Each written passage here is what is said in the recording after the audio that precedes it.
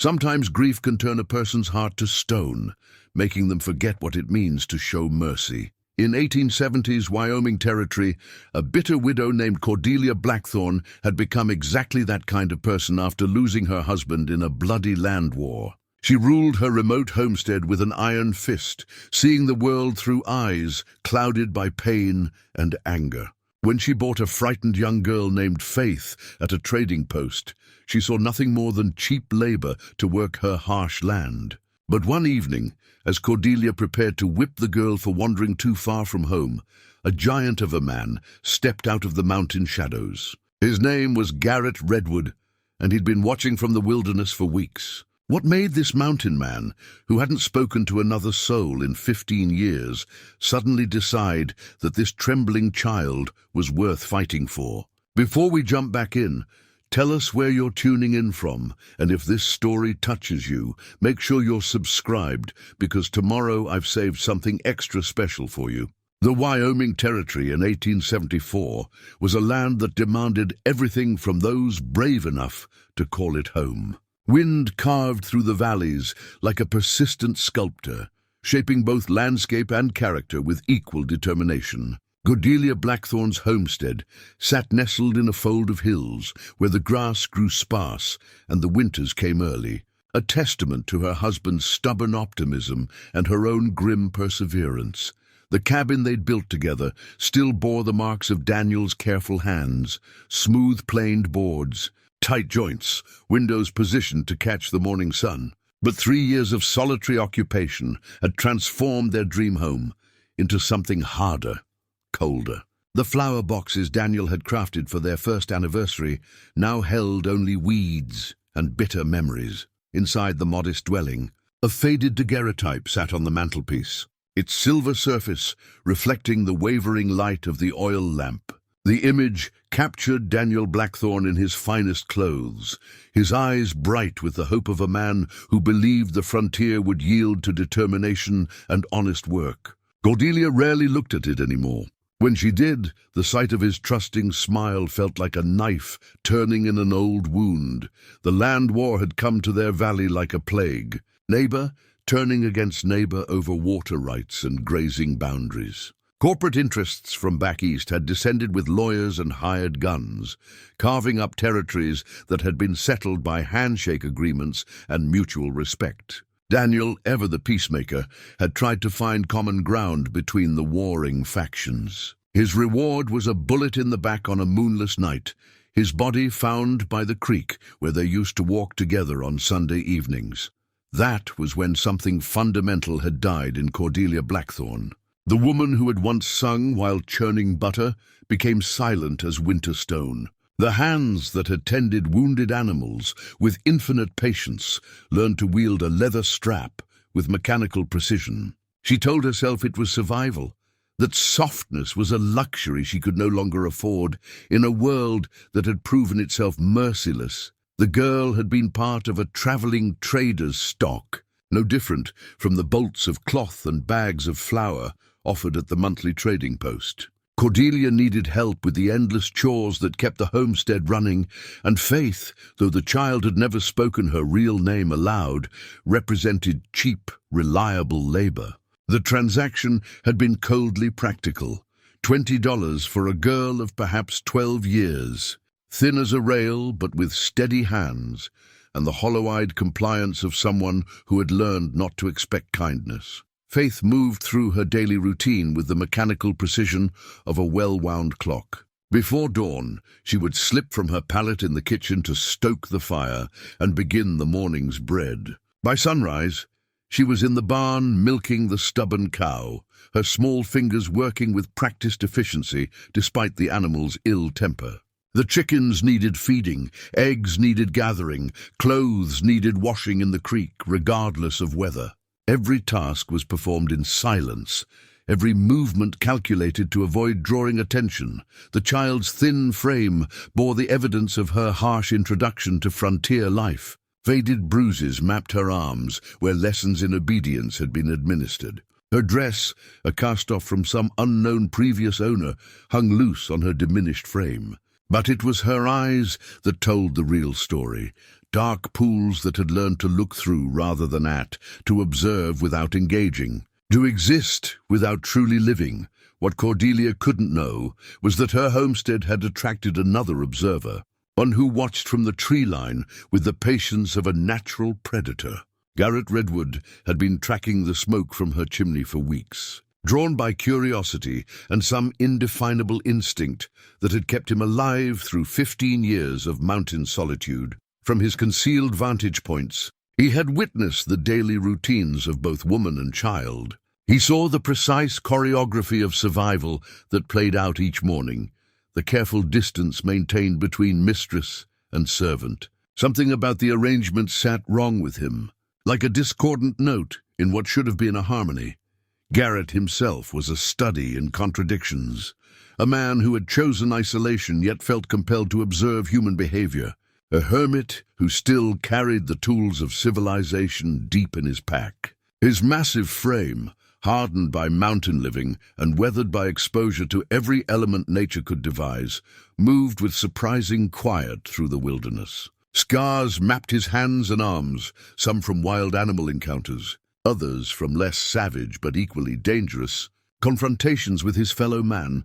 The trading post where faith had changed hands was a monthly ritual that brought scattered settlers together for commerce and gossip.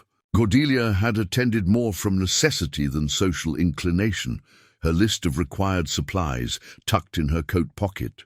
The presence of human cargo, alongside the usual goods, hadn't surprised her. The frontier was full of displaced persons, seeking new arrangements for survival. The girl had stood with 3 other children in the trader's wagon, all bearing the unmistakable marks of hard usage. But something in Faith's posture, the way she held her chin despite her obvious fear, had caught Cordelia's attention. Perhaps it reminded her of her own stubborn pride, or maybe she simply recognized quality beneath the surface damage. The purchase had been negotiated with the same dispassion she would have brought to buying livestock, but livestock didn't have memories that haunted them in the dark hours before dawn. Livestock didn't flinch at sudden movements or examine every face for signs of coming violence. Faith carried wounds that went deeper than the physical marks on her skin, and those wounds had begun to fester in ways that even Cordelia's hardened heart occasionally recognized. The homestead's daily rhythm had adapted to accommodate the girl's presence. Morning chores were completed with greater efficiency, meals appeared with reliable regularity, and the small repairs that Cordelia lacked the skill to manage were somehow accomplished by Faith's clever hands. It was a functional arrangement that met both their survival needs while requiring minimal emotional investment from either party. Yet there were moments, brief, unguarded instances, when cracks appeared in the carefully maintained distance between them.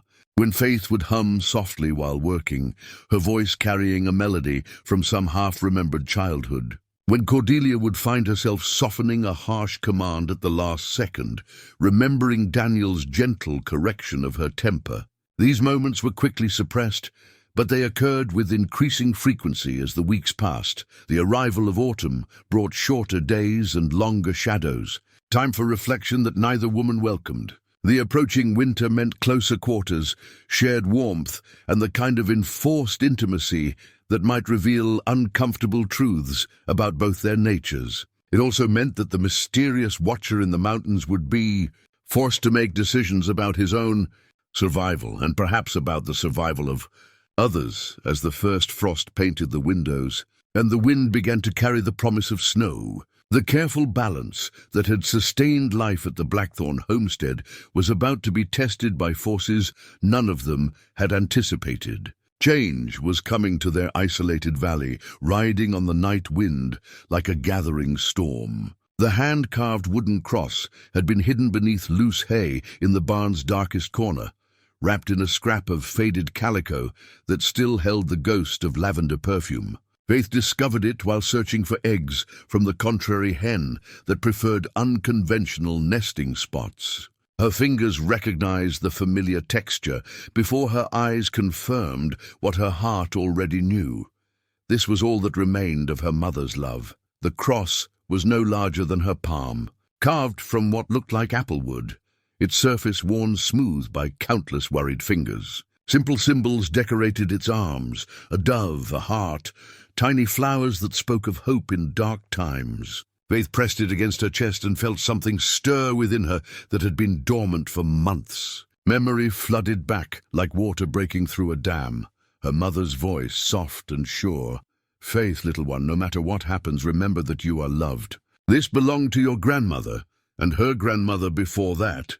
It will watch over you when I cannot." The memory was so vivid that Faith could smell the wood smoke and hear the creaking of their old cabin's timbers. Her real name wasn't Faith at all. It was Anna Catherine Morrison, and she had been loved once, deeply and completely. Tears came then, the first she had allowed herself since that terrible night when the fire took everything. She had been hidden in the root cellar when the raiders came, had watched through a crack in the floorboards as they burned what couldn't be stolen. Her mother had managed to toss the wrapped cross down to her in those final moments, a last gift flung into darkness with a whispered prayer. "What are you doing in there?" Cordelia's voice cut through the barn like a whip crack. Faith quickly rewrapped the cross and tucked it into her dress, but not quickly enough. Cordelia's sharp eyes had caught the furtive movement, the tear tracks on the girl's cheeks. "I was gathering eggs, Mom." Faith's voice was barely above a whisper. "With your hands empty.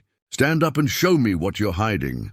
The familiar cold dread settled in Faith's stomach. She had learned to recognize the signs, the way Cordelia's jaw tightened, how her hands clenched and unclenched. There would be punishment for this transgression, whether real or imagined.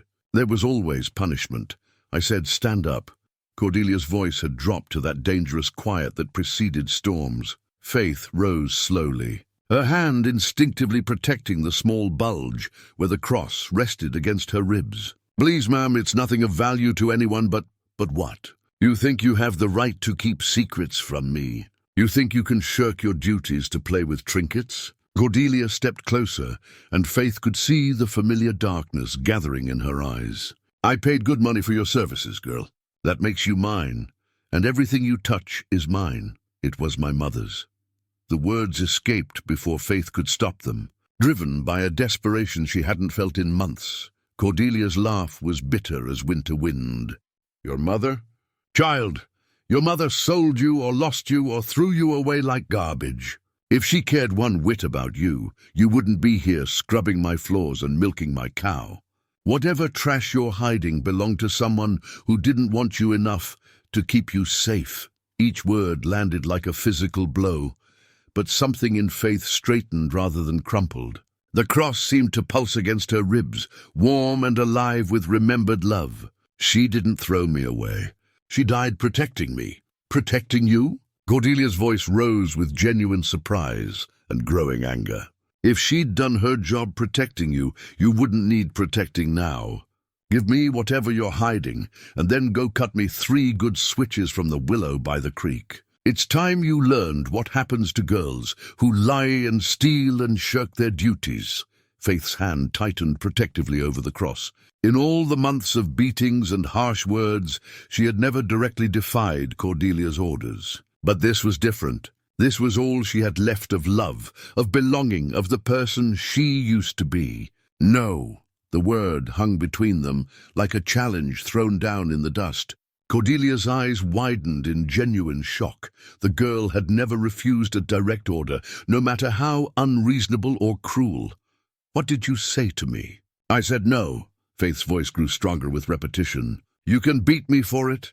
You can take away my food. You can make me sleep in the cold. But you cannot have this. It's mine, and it's all I have left of her." Cordelia's face flushed red with fury. She lunged forward, her hands grasping for Faith's dress, intending to search out the hidden treasure and demonstrate exactly who held power in this arrangement. Faith stumbled backward but didn't run. There was nowhere to go, and they both knew it. "You ungrateful little wretch. After everything I've done for you, given you shelter and food and purpose, you bought me like a sack of flour." The words exploded from Faith with surprising force. "You never gave me anything but bruises and harsh words. I worked from before dawn until after dark. I eat scraps. I sleep on a pile of rags, and you act like I should be grateful for the privilege of being your slave." The accusation struck Cordelia like a slap. In her mind, she had been providing structure, discipline, the harsh lessons that frontier life demanded. The word slave reframed everything in a light that made her deeply uncomfortable. "I saved you from worse," she said, but her voice lacked its usual conviction. "At least here you have a roof and regular meals." "You didn't save me," Faith said quietly. "You bought me because I was cheaper than hiring proper help. And now you want to take the one thing I have left of love, because you can't stand the thought that someone once cared about me." Before Cordelia could respond, before she could reach for the leather strap that hung by the barn door, a shadow fell across the open doorway. Both woman and girl turned toward the interruption, their argument suspended by the presence of something unexpected. The man who filled the doorway was enormous, not fat, but built on a scale that seemed designed for wrestling bears and moving mountains. His hair fell past his shoulders in dark waves, streaked with premature silver, and his beard was full and carefully maintained despite his obvious wilderness living. But it was his eyes that commanded attention, pale blue and utterly calm. They held the kind of authority that needed no reinforcement from raised voices or clenched fists. "Ma'am," he said, touching the brim of his hat with old-world courtesy. His voice was deep and measured, like distant thunder on a summer afternoon. "I couldn't help but overhear your discussion. Seemed like the kind of situation where a neutral party might be useful." Cordelia found her voice first, though it came out higher and more brittle than she intended. "This is private property, mister. You're trespassing, and I'll thank you to move along before I fetch my rifle." The stranger's eyes moved from Cordelia to Faith, taking in the girl's defensive posture, the tear tracks on her cheeks, the way she held herself as if protecting something precious. When he spoke again, his tone remained respectful but carried an undercurrent of steel. "Name's Garrett Redwood. I've been traveling through these parts, and I've seen enough of the world to recognize when someone's in need of help." His gaze settled on Faith with unmistakable intent. "This child appears to be kin of mine. Distant kin, but blood nonetheless. Under territorial law, that gives me certain rights and responsibilities." Faith stared at him in confusion. She had never seen this man before in her life, had no relatives that she knew of beyond her parents' graves. But something in his steady presence, the way he positioned himself between her and Cordelia's anger, made her want to believe his impossible claim. Cordelia's laugh was sharp and disbelieving. "Kin? That's convenient. I suppose you can prove this miraculous family connection." "Don't need to prove what any fool can see," Garrett replied calmly. "Look at her eyes, the set of her jaw. Morrison blood runs strong, and I've got Morrison cousins scattered from here to Colorado. Under frontier law, I can claim guardianship based on kinship and moral necessity." The name Morrison hit Faith like lightning. This stranger knew her real name, knew something about her family that even she had forgotten. Hope began to bloom in her chest like a flower after rain. "Even if that were true," Cordelia said, though her voice had lost some of its certainty, "I have legal ownership. I paid good money for her services, and I have witnesses to the transaction." Garrett's expression didn't change, but something in the air around him became more dangerous. "Ma'am, in my experience, any transaction that involves owning a human being tends to be illegal in most civilized jurisdictions. Wyoming Territory has laws about such things, and they don't favor folks who buy and sell children like livestock." "She's my ward," Cordelia said quickly, recognizing the shift in power. "An orphan I took in out of Christian charity. Is that so?" Garrett looked at Faith with raised eyebrows. "Child, do you feel like this lady's charitable ward? Or do you feel like something else entirely?" Faith looked between them, sensing that her answer would change everything. The cross pressed against her ribs like a warm promise, and for the first time in months she dared to hope. "I feel like property," she said quietly. "Like something owned?" Garrett nodded, as if this confirmed everything he needed to know. "Well then, Miss Morrison, by the authority vested in me by territorial law and basic human decency, I hereby claim you as my ward and responsibility, Mrs. Blackthorne. I'm sure you understand." Cordelia's face cycled through confusion, fury, and something that might have been relief. "You can't just, she belongs to, I have rights." "You have the right to be compensated for any genuine expenses," Garrett said reasonably. "Food, shelter, clothing. Though from the look of her, those expenses haven't been too burdensome. What you don't have is the right to own another human being." No matter what some traveling trader told you, Faith found herself stepping closer to this unexpected protector, drawn by the first kindness she had encountered in months. "Are you really my kin?" Garrett looked down at her with something that might have been a smile. "Close enough, child. Close enough to matter." As the sun set over the Wyoming mountains, 3 lives hung in the balance of that moment: the bitter widow, the frightened child, and the mysterious guardian who had emerged from the wilderness with claims that would change everything. The wooden cross rested safely against Faith's heart, and for the first time in longer than she could remember, she began to believe that someone might actually care whether she lived or died. The morning after Garrett Redwood's dramatic intervention dawned cold and uncertain, with frost painting the windows and tension thick as cream in the air. Faith woke on her kitchen pallet to find the large stranger seated at Cordelia's table, calmly drinking coffee from her best china cup as if he belonged there. The sight was so unexpected that she rubbed her eyes to make sure she wasn't dreaming. "Morning, Miss Morrison," Garrett said without looking up from his cup. "Mrs. Blackthorne was kind enough to offer me hospitality while we sort out the details of your new arrangement." Cordelia stood at the stove with her back rigid, stirring porridge with unnecessary violence. Faith could read the signs. Her temporary mistress was barely containing her fury at having her authority challenged by this mountain giant who had invited himself into her domain. "Details," Faith ventured, still not entirely sure the previous evening hadn't been an elaborate dream. "Well, I can't very well take you up into the high country with winter coming on," Garrett explained reasonably. "Mrs. Blackthorne here has grown accustomed to your help around the homestead. Seemed like the neighborly thing would be for me to winter nearby, keep an eye on things, make sure everyone's comfortable with the new arrangements." Faith noticed he didn't ask Cordelia's permission. He simply stated his intentions as fact. The woman in question slammed the porridge pot down hard enough to make the stove ring like a bell. "And where exactly do you plan to winter nearby, Mr. Redwood?" Cordelia's voice was sharp as broken glass. "Oh, I spotted a good sheltered spot up in the tree line yesterday. Rocky overhang, good water source, plenty of deadfall for firewood. Won't be any trouble to anyone."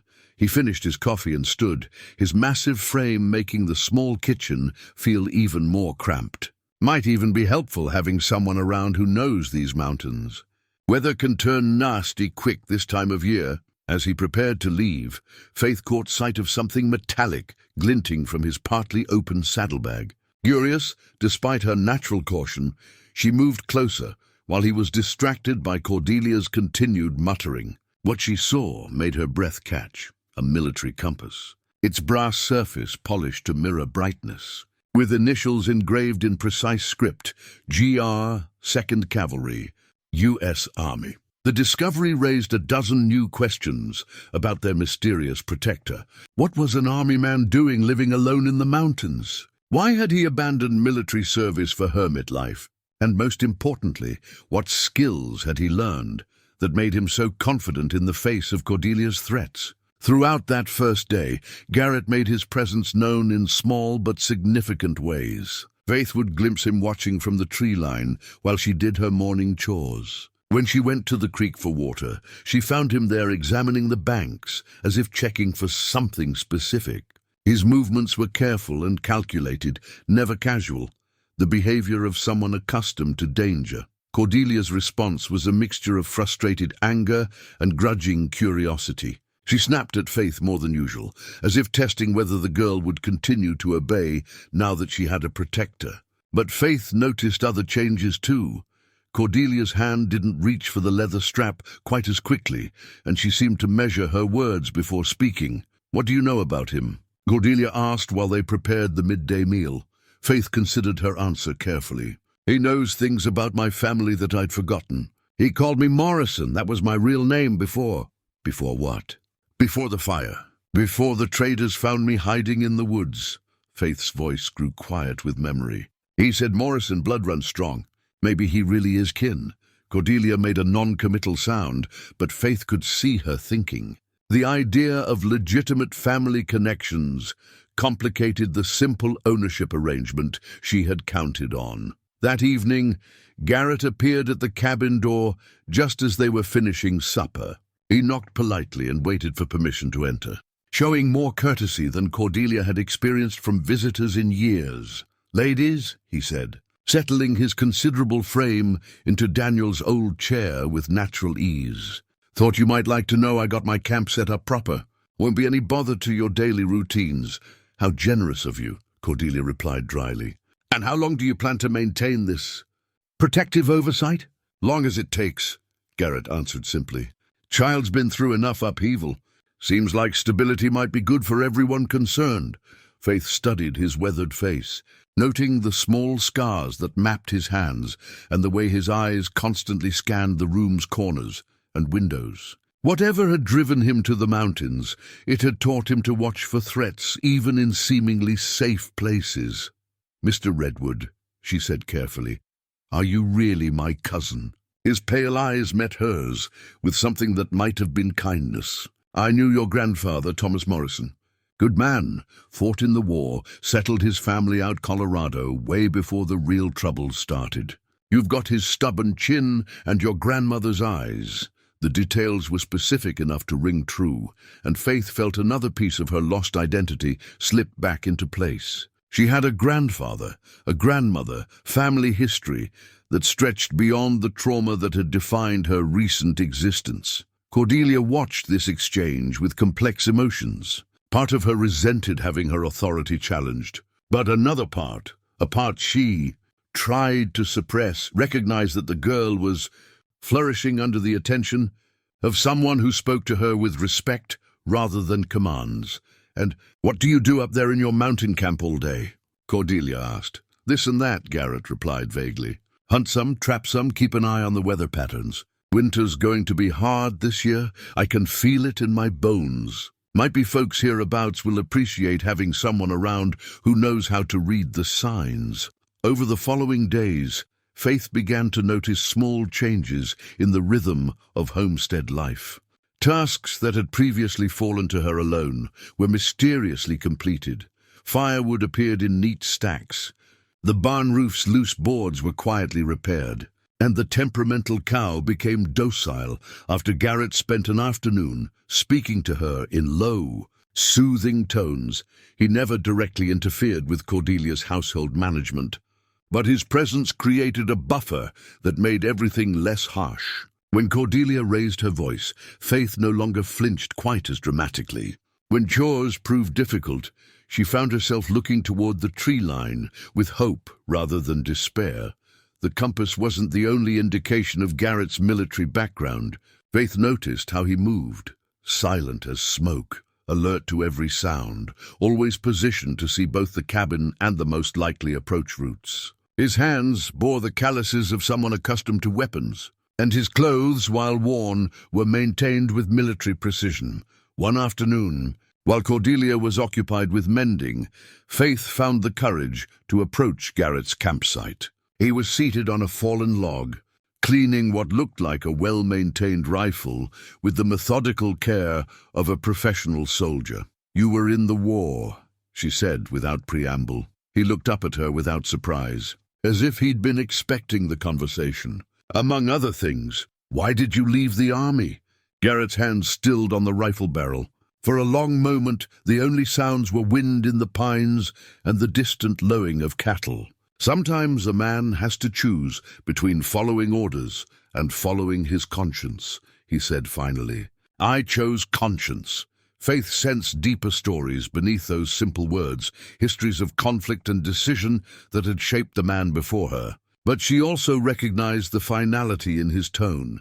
Some subjects weren't open for discussion, even with the child he'd claimed to protect. "Will you teach me things?" she asked instead. "About the mountains, about survival?" "Already teaching you," he replied, resuming his rifle maintenance. "Been teaching you all week. Sometimes the most important lessons are the ones you don't realize you're learning." Faith thought about that as she walked back to the cabin. She was learning that someone could be strong without being cruel, that protection didn't have to come with a price, that her own worth wasn't determined by how useful she could be to others. These were revolutionary concepts for a girl who had spent months believing herself to be nothing more than property. As autumn deepened into the promise of winter, 3 lives continued their careful dance around new possibilities. Each day brought small revelations and tiny adjustments, the slow process of building trust where none had existed before. The compass remained hidden in Garrett's belongings, but its significance grew clearer with each passing day. Here was a man with a past, with skills, with reasons for choosing isolation that might soon be tested by the demands of protecting others.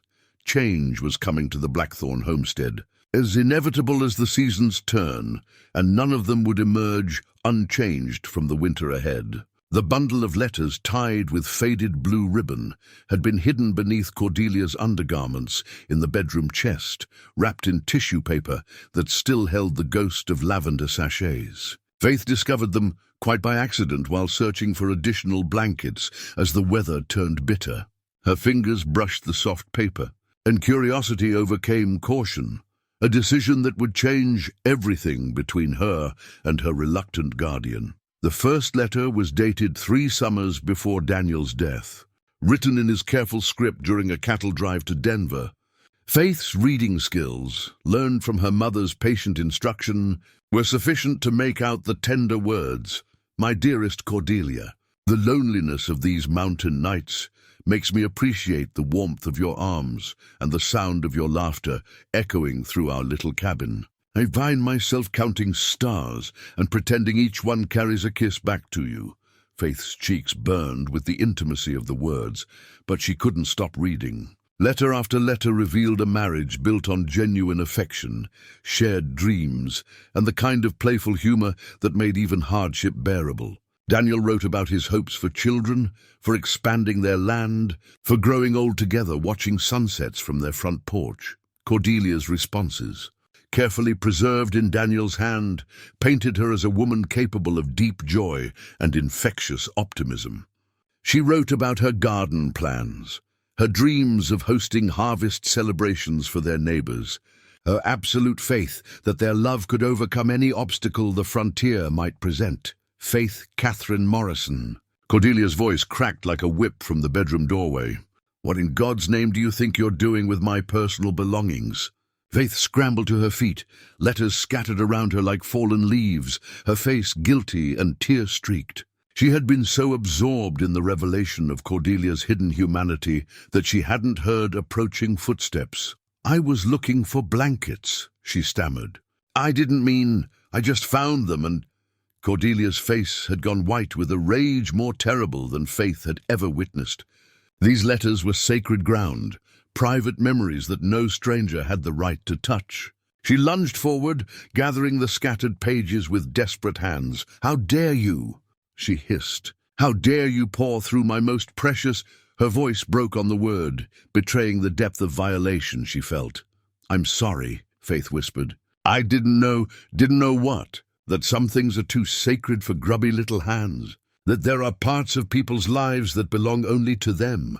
Cordelia clutched the letters against her chest like armor against the world, but as she knelt there, gathering the scattered papers, something unexpected happened. The words she had cherished in solitude for 3 long years surrounded her like ghosts, and the reality of Daniel's love crashed over her with renewed force. She found herself reading fragments aloud without meaning to. "Your smile is worth more to me than all the gold in California. I dreamed of you last night, laughing at one of your terrible jokes while you burned the biscuits.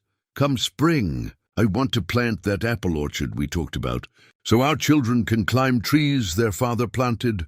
The last phrase hung in the air like an accusation. Children that would never exist, dreams that died with Daniel in the dust beside the creek. Cordelia's carefully maintained composure cracked like ice in a spring thaw. The sound that emerged from her throat was barely human, part sob, part scream, part the keening wail of an animal in mortal pain. 3 years of suppressed grief erupted all at once, leaving her doubled over and shaking with the force of finally, truly, letting herself remember what she had lost. Faith had never seen an adult completely break down before. Her first instinct was to flee, to put distance between herself and this raw display of anguish. But something in the woman's posture, the way she curved protectively around the letters as if they were living things, stirred an unexpected sympathy. "He really loved you," Faith said quietly. Cordelia's head snapped up, her eyes wild and red-rimmed. "Don't you dare speak about him. Don't you dare pretend you understand what we had." "I don't understand," Faith admitted, "but I can see it in his words. He thought you hung the moon and stars." "He was a fool," Cordelia said viciously, but her voice lacked conviction. "A fool who believed the world was fair, that good intentions mattered, that love could protect people from—" She stopped, unable to finish the thought. "From what happened to him?" Cordelia nodded, tears streaming down her face. "They killed him for trying to make peace. Shot him in the back like a dog because he believed neighbors could settle their differences without bloodshed. They told him it was dangerous, told him to let others fight their own battles. But Daniel always thought he could fix things, make them better." Faith moved closer, no longer afraid of Cordelia's anger. "That sounds like a good way to be." "Good?" Cordelia laughed bitterly. "Good men die young on the frontier. Good men leave their wives to face the world alone, to become hard and bitter and—" She looked at Faith with sudden, terrible clarity. "And cruel to children who remind them of everything they've lost." The admission hung between them like a bridge neither had expected to cross. For the first time since Daniel's death, Cordelia was seeing herself clearly, not as a stern but necessary disciplinarian, but as a woman whose pain had curdled into casual cruelty. "Why did you keep them?" Faith asked, gesturing to the letters. "Because they're all I have left of the woman I used to be." Cordelia's voice was barely above a whisper. "The woman Daniel loved. Before I became this bitter creature who buys children and works them like livestock." From the kitchen window came the sound of Garrett's boots on the front porch. Both woman and child froze, suddenly aware that their private moment was about to be interrupted. Cordelia quickly began gathering the remaining letters, her movements sharp with renewed panic. "He can't see these," she said urgently. "He can't know I'm weak, You're not weak," Faith said firmly. "Missing someone isn't weak. Loving someone isn't weak." Garrett's knock was soft and respectful, but it carried the authority of someone who expected to be answered. "Ladies, everything all right in there?" "Thought I heard some distress."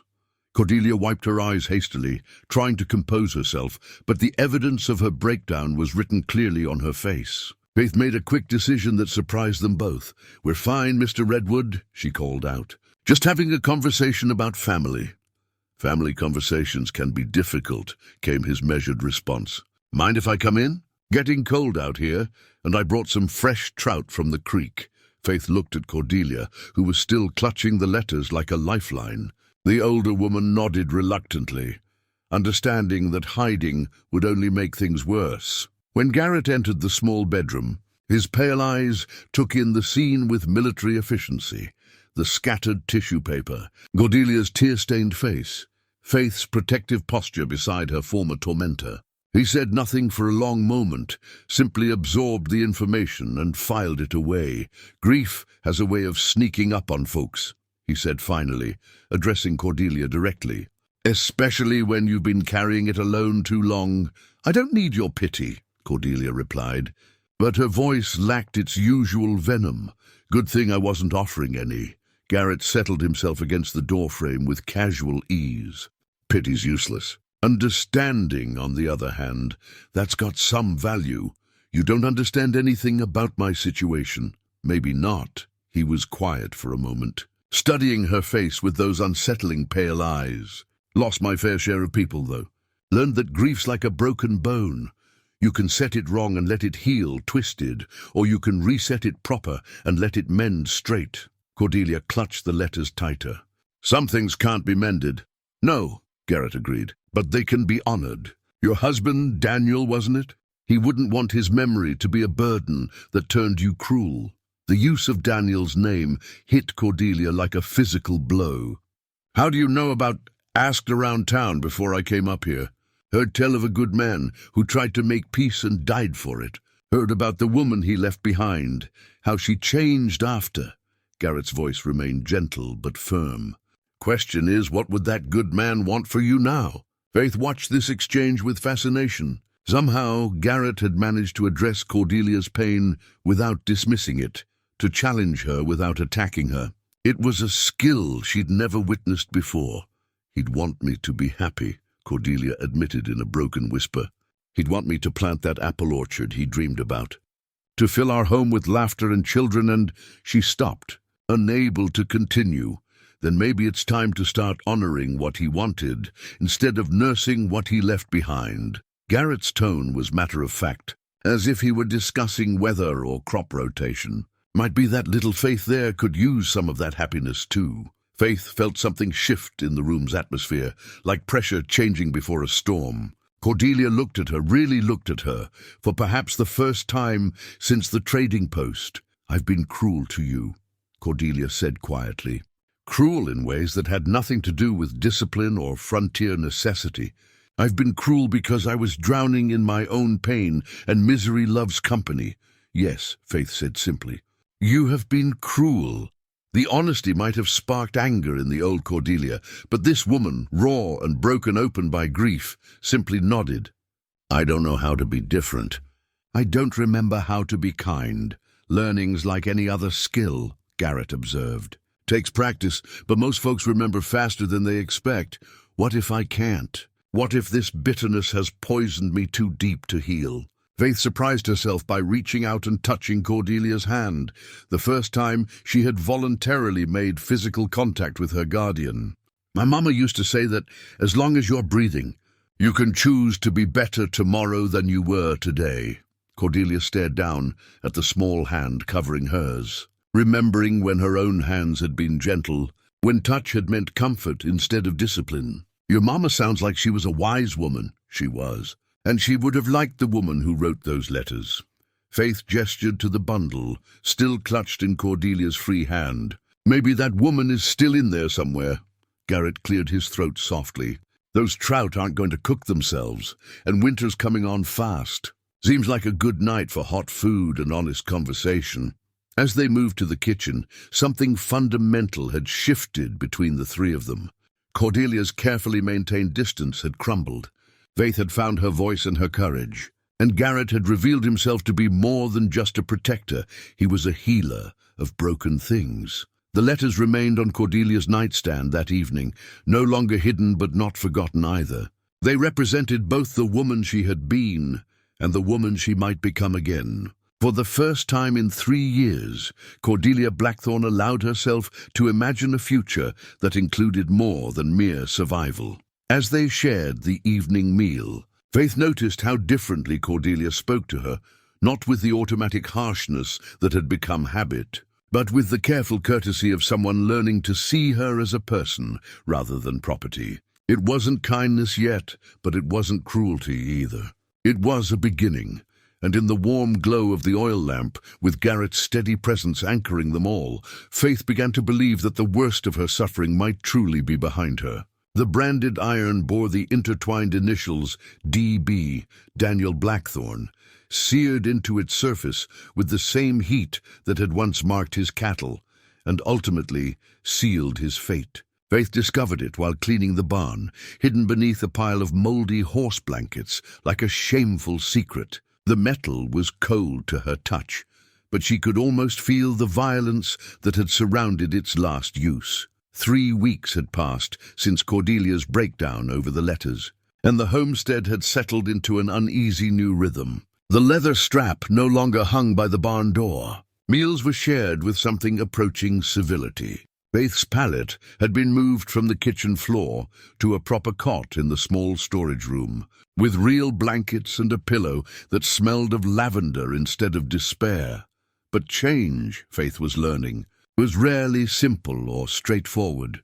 The trouble began with the arrival of Deputy Marshal Vernon Pike, a thin man with nervous eyes and a badge that seemed too large for his narrow chest. He rode up to the homestead on a grey morning when the sky promised snow, his horse lathered and his manner urgent. "Mrs. Blackthorne," he called without dismounting. "Need to speak with you about this arrangement you've got here. Been hearing talk in town and some folks are asking questions." Cordelia emerged from the cabin, wiping her hands on her apron. Garrett materializing from the tree line with the silent suddenness that had become his trademark. Faith peered around the barn door, her heart sinking as she recognized the tone of official trouble. "What kind of questions?" Cordelia asked, though her voice carried the weariness of someone who already knew the answer wouldn't be pleasant. "Questions about the girl," Pike replied, gesturing vaguely in Faith's direction. "About the legal status of your guardianship, about this fellow here, claiming kinship." He shifted nervously in his saddle as Garrett approached. "Territory's been cracking down on irregular arrangements involving children. Need to see proper documentation." "What sort of documentation?" Garrett's voice was calm, but Faith noticed how his hand rested casually near the knife on his belt. "Proof of purchase, if she's bound labor. Proof of kinship, if she's family. Proof of legal guardianship, if she's an orphaned ward." Pike's eyes darted between the three of them. "What I can't have is a situation that looks like something that might draw unwanted attention from territorial authorities." The branded iron seemed to burn in Faith's hands. She understood, with the sharp clarity that comes to children who have seen too much, that this was about more than legal documentation. Someone in town wanted to cause trouble, and Deputy Pike was their instrument. The girl was legitimately purchased from a licensed trader, Cordelia said stiffly. "I have witnesses to the transaction." "Purchased." Garrett's voice carried a dangerous edge. "That's an interesting choice of words, Mrs. Blackthorne." Pike seemed to realize he had stepped into deeper waters than intended. "Now, I'm not saying there's been any wrongdoing, just that the territorial government has been receiving reports about irregularities in local labor arrangements." "What kind of reports?" Cordelia demanded. "From whom?" "Can't say exactly. Anonymous complaints about the treatment of bound children, questions about whether proper legal procedures were followed." Pike's horse sensed his rider's nervousness and began to dance sideways. "Point is, I need to see documentation that proves everyone here is where they're supposed to be, doing what they're supposed to be doing." Faith stepped forward. The branded iron clutched against her chest like a talisman. "What happens if the documentation isn't satisfactory?" Pike's eyes fixed on the iron with uncomfortable recognition. "Well, child, in cases where guardianship is questionable, the territory sometimes removes minors to more suitable situations. Orphanages, work farms, families with better credentials." The threat hung in the air like smoke from a funeral pyre. Faith had heard whispers about territorial orphanages, places where unwanted children disappeared into systems that ground them down to nothing. The idea of being torn away from the fragile new peace she had found made her stomach twist with familiar terror. "I have family here," she said firmly. "Mr. Redwood is my kin, and Mrs. Blackthorne is—" She paused, searching for words that might carry legal weight. "She's teaching me to run a household. It's an apprenticeship arrangement." Garrett stepped closer to Faith, his massive presence suddenly protective rather than merely watchful. "The girl's right. She's my blood, and I've got every right under territorial law to determine her placement. If Mrs. Blackthorne's willing to provide education and training in exchange for help around the homestead, that's a legitimate arrangement. And you can prove this kinship?" Pike asked skeptically. "Can you prove I can't?" Garrett replied evenly. "Morrison's a common enough name in these parts. Burden of proof's on the territory to prove there's no family connection, not on family to prove there is." Pike looked increasingly uncomfortable with the conversation's direction. Faith suspected he had expected to find a simple case of an isolated woman abusing a helpless child, something that could be resolved quickly and quietly. Instead, he had stumbled into a complex situation involving a formidable mountain man who clearly understood legal procedures better than his appearance suggested. "The iron," Cordelia said suddenly, her voice strange and tight. "Show him the iron, Faith." Faith looked at her in confusion. "Ma'am?" "The branding iron you found. Show Deputy Pike what it means to live through a land war." With trembling hands, Faith held up the branded iron, its metal surface catching the weak morning light. Pike's expression changed as he recognized the significance of what he was seeing. "That belonged to my husband," Cordelia continued, her voice growing stronger. "Daniel Blackthorne, murdered 3 years ago by men who wanted our water rights. Shot in the back like a dog while trying to negotiate a peaceful settlement. You want to know about the girl's legal status? She's under the protection of people who understand what it means to have everything stolen from you." The iron seemed to pulse with heat in Faith's hands, though she knew it was only her imagination. This piece of metal represented the violence that had shaped all their lives. Daniel's death, Cordelia's bitterness, Faith's own orphaning in a world where children were bought and sold like livestock. "Mrs. Blackthorne," Pike said carefully, "I'm not questioning your right to manage your own household. I'm just saying that certain interested parties have raised concerns." "What interested parties?" Garrett's voice cut through Pike's diplomatic phrasing like a blade through silk. Pike's nervous horse took another sidestep, and Faith noticed how the deputy's eyes kept darting toward the tree line as if expecting ambush. "Can't say specifically. But there's been talk about valuable property that might not be in the right hands, about arrangements that might not be in the child's best interests." "Valuable property," Garrett repeated the phrase with deadly calm. "Would this be property like water rights? Grazing land? Maybe a homestead that sits on a particularly desirable piece of ground?"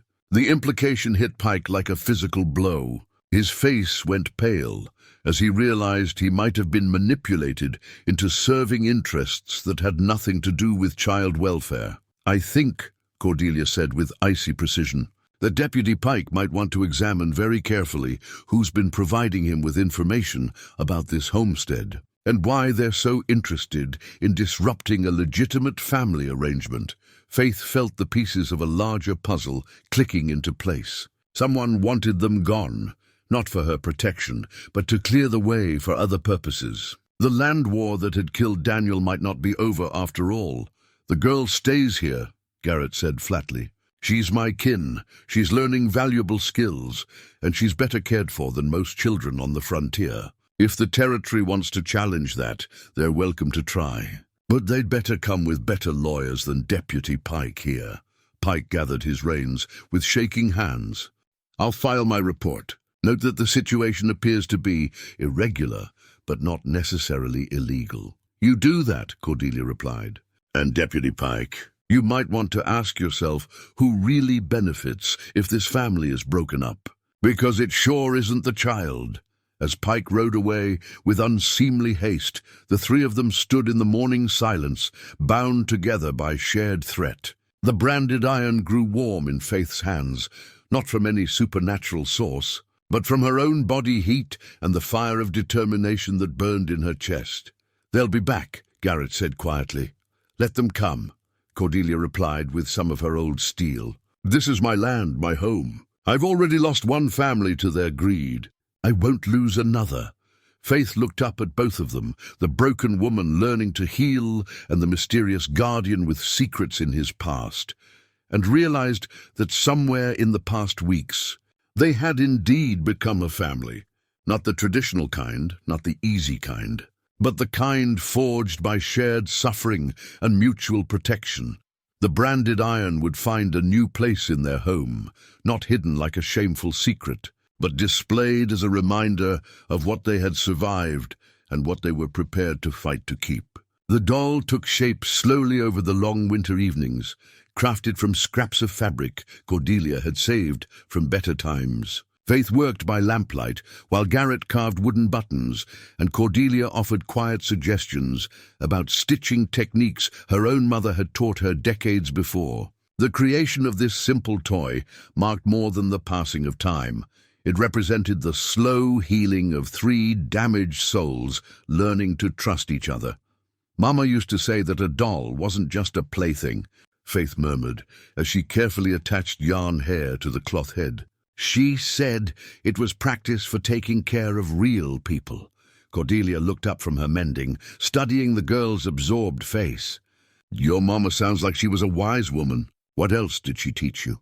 The question would have been impossible just weeks earlier, when Faith's past was too painful to examine and Cordelia too bitter to care. Now it opened doorways to conversations that enriched their long winter evenings. She taught me to read people's faces, Faith said thoughtfully, to tell when someone was hurting, even if they were trying to hide it. She said most meanness comes from pain that's got nowhere else to go.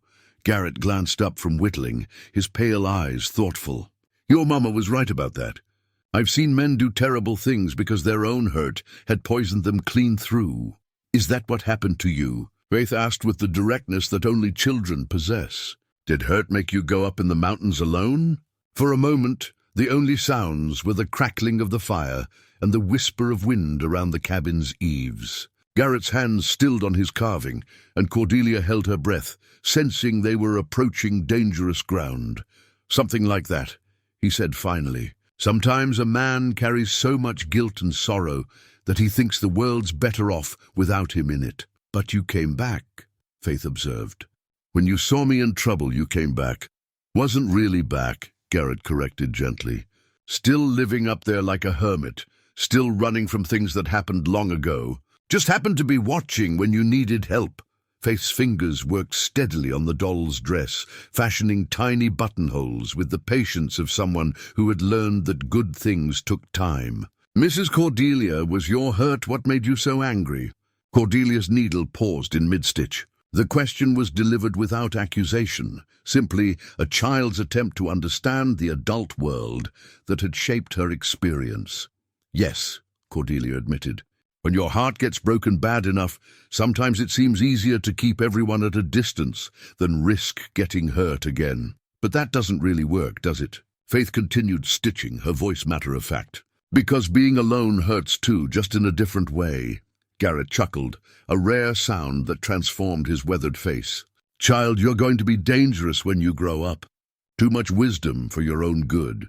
Mama always said I thought too much for my own peace of mind. Faith held up the doll to examine her work. The little figure had Faith's dark hair and wore a dress cut from one of Cordelia's old aprons, with tiny wooden buttons carved by Garrett's skilled hands. It wasn't elegant, but it was made with love, the first thing Faith had owned in months that existed purely for her own joy. What will you name her? Cordelia asked. Faith considered this carefully. Hope, because that's what she represents.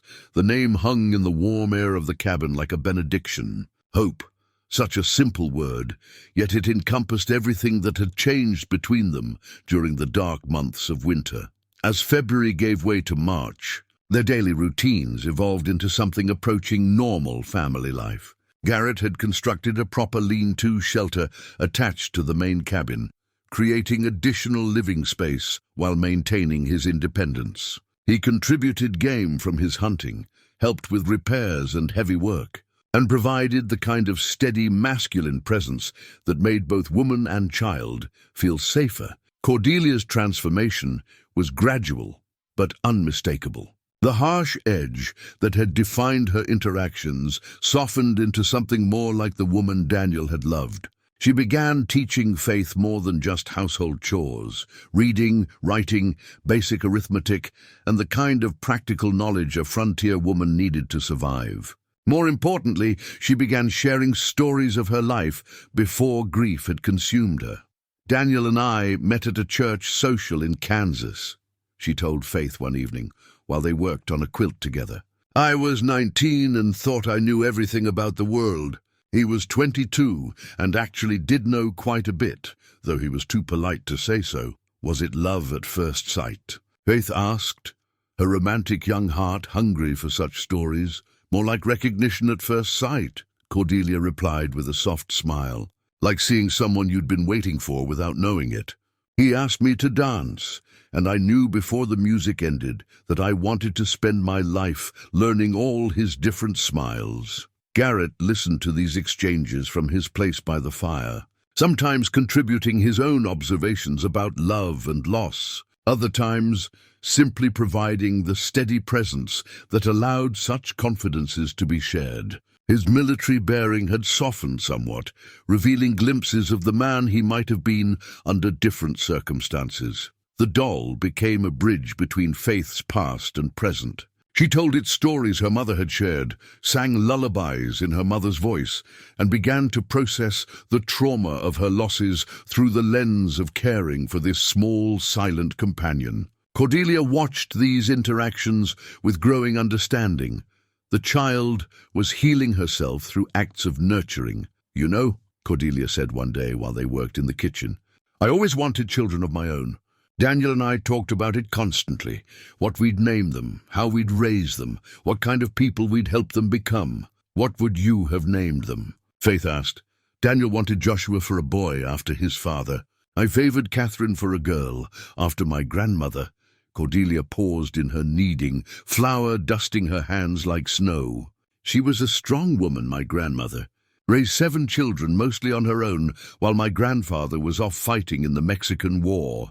Faith absorbed this information with the intensity she brought to all personal revelations. Every story Cordelia shared helped her understand the woman behind the bitterness. The person who had existed before grief had twisted her into something cruel.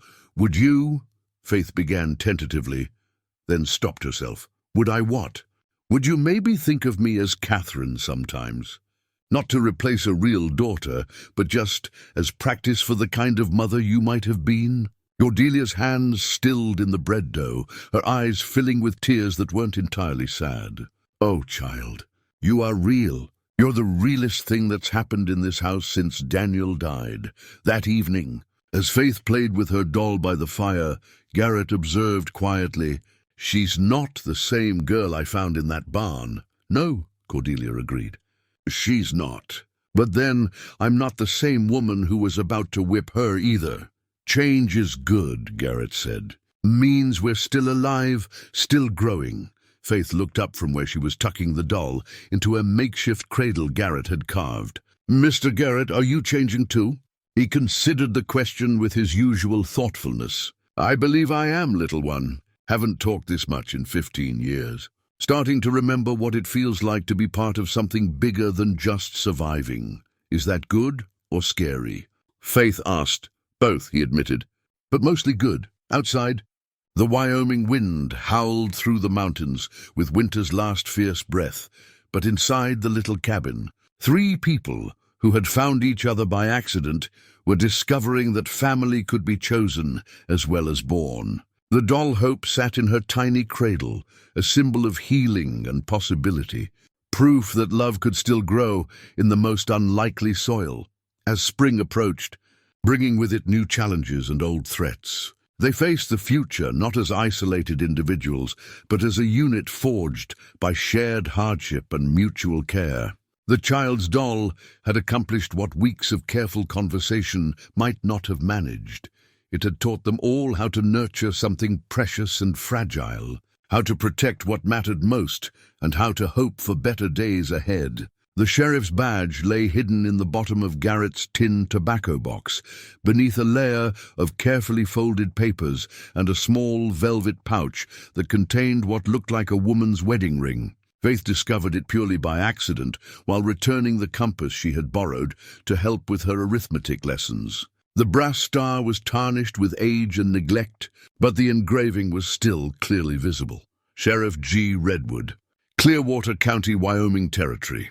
Faith stared at the badge for a long moment, her mind racing to make sense of this revelation. Garrett Redwood hadn't just been a soldier. He had been a lawman, sworn to protect and serve the very community where Daniel Blackthorne had been murdered. The implications crashed over her like a cold mountain stream, stealing her breath and making her hands tremble. She heard his familiar, heavy tread approaching the lean-to and quickly replaced the badge. But her face must have betrayed her discovery.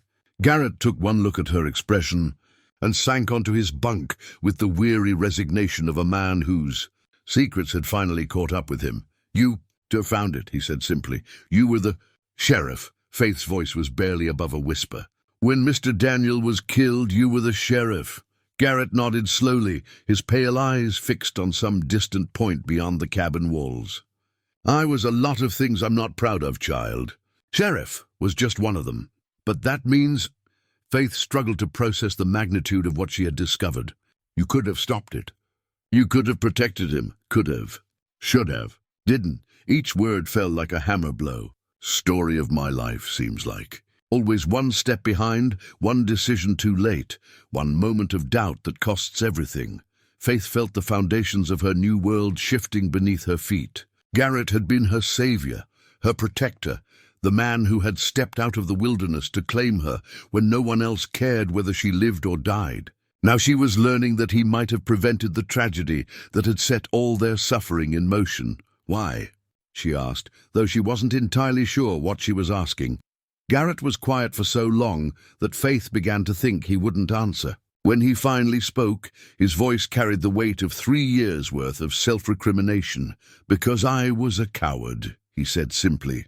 "Because the men who killed Daniel had powerful friends, and I was more worried about keeping my job than doing it right. Because I told myself it was better to let sleeping dogs lie than stir up trouble that might get more people killed." Faith sank onto the wooden crate that served as a chair, her legs suddenly unable to support her. "You let them get away with murder. I let them get away with a lot of things. Murder was just the worst of it." Garrett's hands clenched and unclenched in his lap. "There was a whole network of corruption.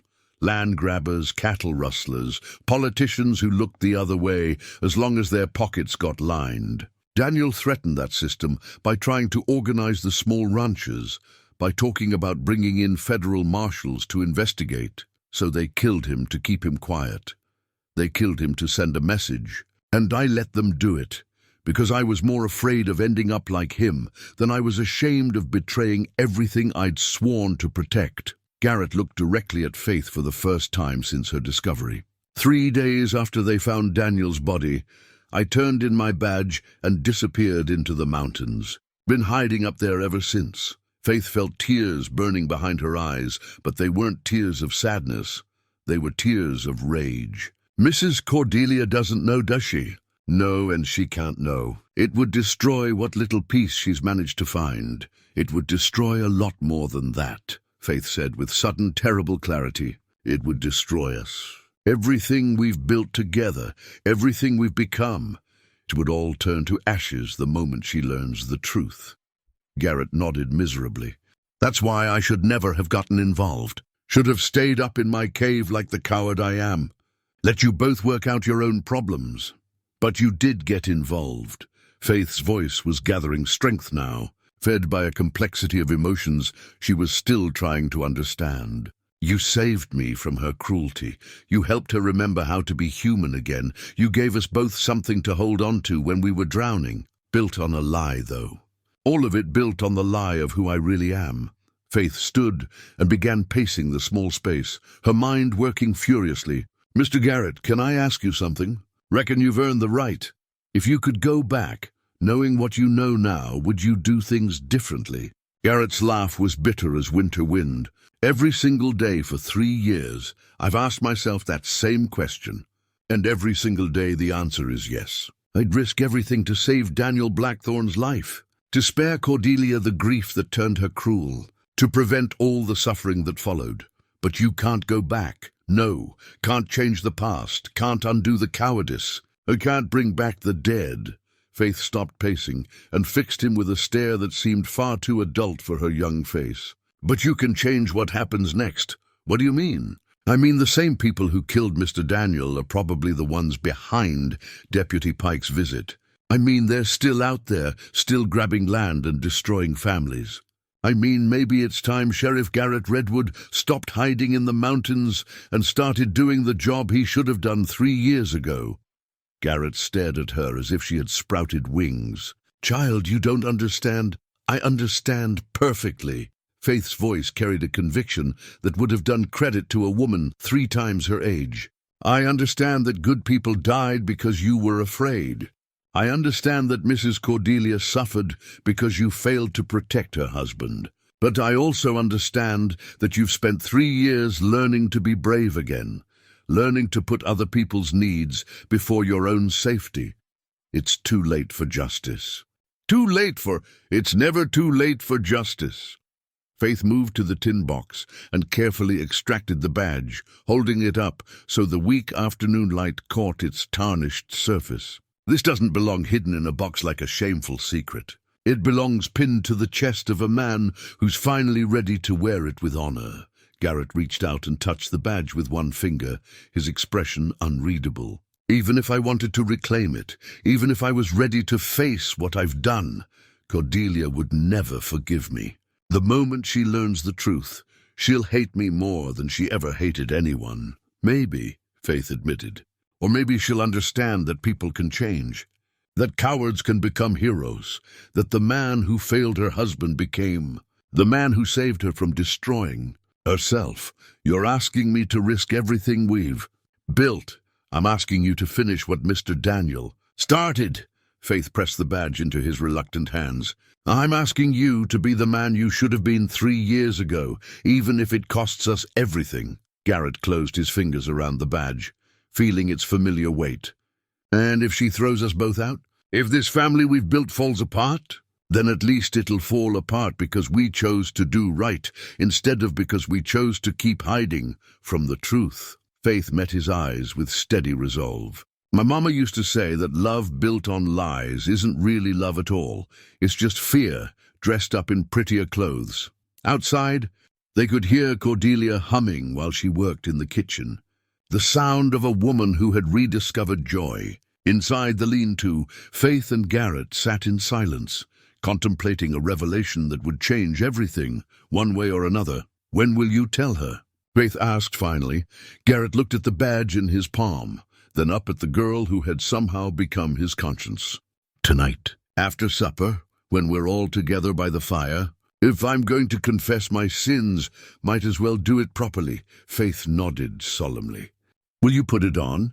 The badge. If she doesn't shoot me first, Garrett said with grim humor, she won't shoot you. She might want to, but she won't. How can you be so sure? Faith smiled, and for the first time since discovering the badge, she looked like the child she was. Because underneath all that anger and hurt, Mrs. Cordelia is still the woman who fell in love with the man who tried to make peace. She'll recognize the same spirit in you, even if it took you 3 years to find your courage. As evening approached, bringing with it the moment of truth they both dreaded and anticipated, Faith tucked her doll Hope into its cradle and whispered a small prayer to whatever powers might be listening.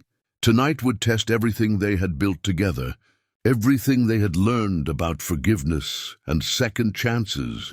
But sometimes she reflected with wisdom beyond her years. The only way to truly honor the past was to have the courage to face it honestly, whatever the cost might be. The Winchester rifle had belonged to Daniel Blackthorne, and it rested now across Garrett's knees like a judgment waiting to be rendered. The confession had not gone as Faith had predicted. Cordelia hadn't shot him, true enough, but her reaction had been far worse than violence. It had been the cold, terrible silence of absolute betrayal. "Get out," she had said, after Garrett finished his halting explanation. Her voice so quiet it was barely audible above the crackling fire. "Get out of my house, get off my land, and never let me see your coward's face again." That had been 2 days ago. Garrett had retreated to his mountain camp, but not before quietly loading Daniel's rifle and pressing it into Cordelia's reluctant hands. "Trouble's coming," he had said simply. "Whether you want my help or not, you're going to need protection." Now Faith sat by the window, watching the trail that led up from town, while Cordelia moved through the cabin like a woman walking in her sleep. The rifle leaned against the wall beside the door, cleaned and ready but untouched by hands that still trembled with rage whenever they glimpsed it. "He lied to us," Cordelia said for perhaps the 100th time, though her voice had lost its initial fury and now carried only hollow pain. All these months, all these conversations about healing and forgiveness and second chances, and he lied about the most important thing of all. Faith pressed her face against the cold glass, searching the empty landscape for signs of the trouble Garrett had warned about. He didn't lie about caring for us. He didn't lie about wanting to protect us. He let my husband die. The words exploded from Cordelia with fresh anguish. He could have prevented everything. Daniel's death, my grief, your suffering, and he chose his own safety instead. And then he chose differently, Faith said quietly. When he saw me in trouble, when he saw you drowning in bitterness, he chose to help instead of walking away. Doesn't that count for something? Cordelia whirled around, her eyes blazing with the old familiar anger. It counts for nothing. Nothing he does now can bring Daniel back or undo the years I've spent poisoned by grief. Faith turned from the window to face her. But it brought us together. It gave us a chance to become family, to heal each other's wounds. If he hadn't failed before, would he have been watching when I needed saving? Don't you dare try to make his cowardice into some kind of divine providence. Cordelia's voice was dangerous again, the softness of recent weeks burned away by the acid of betrayal. Don't you dare suggest that Daniel had to die so we could find each other. I'm not saying that. Faith moved away from the window, sensing movement in the distance that might be more than wind in the trees. I'm saying that broken people sometimes have to break a little more before they can heal properly. And maybe Sheriff Redwood had to learn what it felt like to lose everything before he could find the courage to protect anything. Before Cordelia could respond, the sound of multiple horses approaching at speed cut through their argument like a blade through silk. Faith counted at least 6 riders, too many for a social call and moving too fast for casual business. Mrs. Cordelia, Faith said urgently. You need to get the rifle. Cordelia was already moving, her survival instincts overriding her emotional turmoil. She grabbed the Winchester and checked its load with practiced efficiency. Daniel's training in frontier defense finally proving its worth.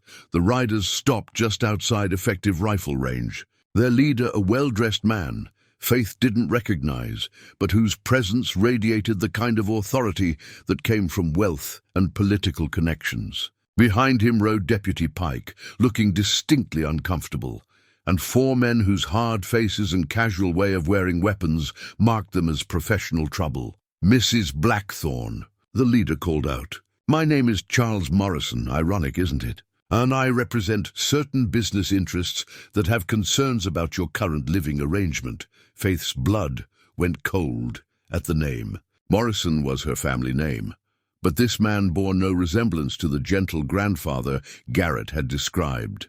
This was calculated cruelty, using her identity as a weapon against the people trying to protect her. What do you want? Cordelia called back, the rifle steady in her hands. We want to discuss the girl's future, Morrison replied smoothly. As her closest living relative, I feel obligated to ensure she's receiving proper care and education. You're not my family, Faith shouted before Cordelia could stop her.